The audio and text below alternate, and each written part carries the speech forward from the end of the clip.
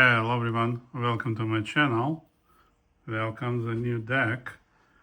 I will be restoring it in the upcoming months. It's a nice deck, it works. There will be multiple videos on details of restoration. I measure it, it has some issues. It requires some lubrication. I will replace belts. It has been modded a little bit, like you can switch between input and repro heads. Like with one button, you don't need to click both.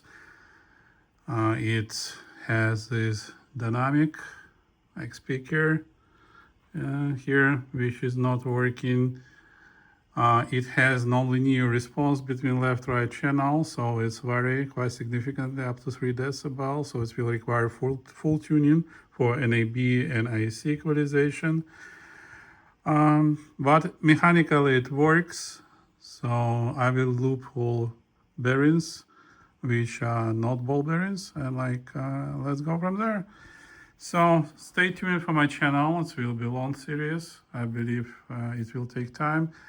I'm already ordered new record and playback heads, so that should be even better after it.